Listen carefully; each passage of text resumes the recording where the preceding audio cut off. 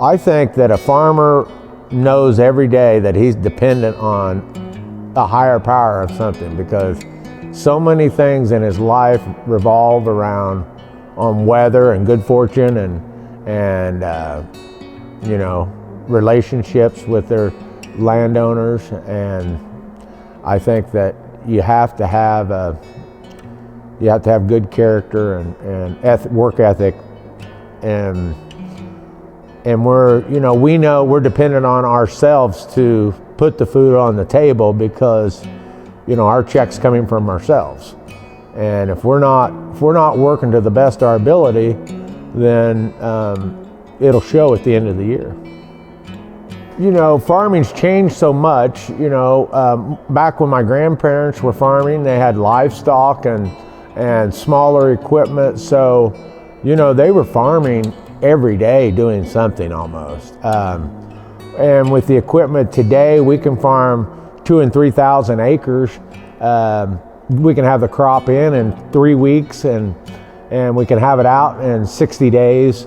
So that gives you a lot of time to explore other options and help supplement the income, because it's we have good years and bad, and boy, if we have a bad year, it's a bad year sometimes, and it can really take a toll on our finances. I just think that as long as we know every day what the rules are, we'll learn to play by them. Because it's the same game as my grandparents were fighting too. It's just like you gotta put the crop in at a decent time. You gotta take it out at a decent time, and everything else you gotta rely on other entities, because you gotta have faith. You gotta rely on marketing skills, and you gotta have relationships with your landowners and your banker.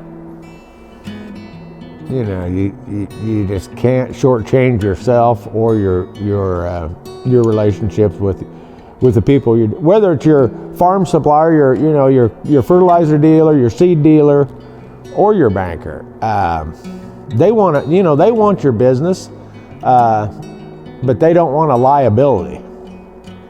And so we have to become an asset to everybody we're dealing with. If I had a nugget of wisdom to share, it would be that the slow down, and a lot of times when you slow down, the answer comes a little easier.